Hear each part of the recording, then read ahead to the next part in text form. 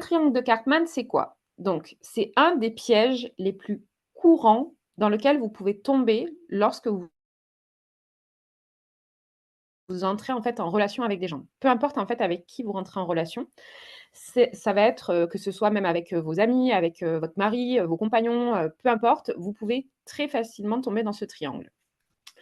Donc ce triangle, c'est un outil psychologique qui a été inventé par le psychologue du même nom et qui permet d'expliquer certains problèmes relationnels. Quand on tombe, en fait, dans ce type de relation, c'est généralement des relations qui peuvent être toxiques et où on n'écoute jamais l'autre et en fait, ça part, où on adopte, en fait, les différents rôles, donc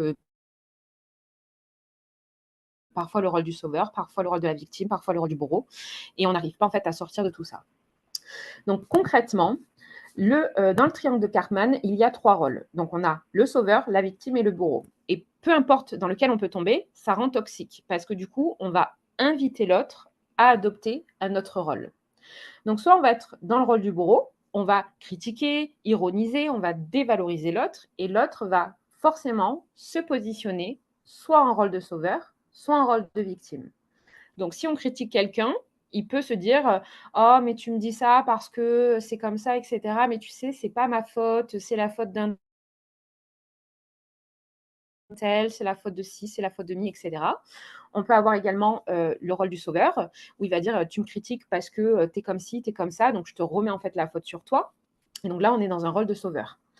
Donc concrètement, la victime, elle va attirer l'attention du sauveur parce qu'il aime se plaindre, il ne va pas reconnaître ses responsabilités. Ses phrases favorites vont être: «Je fais tout bien, mais ça ne va jamais. Je n'ai jamais de chance. Personne ne fait attention à moi» et comme vous pouvez le remarquer, ce sont principalement des phrases négatives et généralistes. Donc une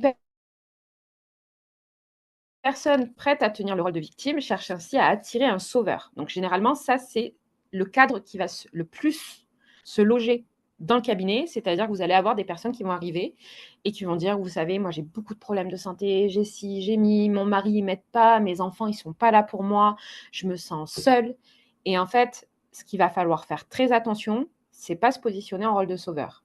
C'est pas: «Oui, mais avec moi, je vais vous sauver, vous allez voir». Moi, je vais vous apporter la solution ultime. Je vais vous sortir de votre dépression, je vais vous sortir de cette maladie, non, il faut faire hyper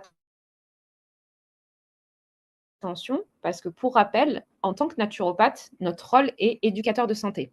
C'est éducateur de bien-être, éducateur d'hygiène de vie.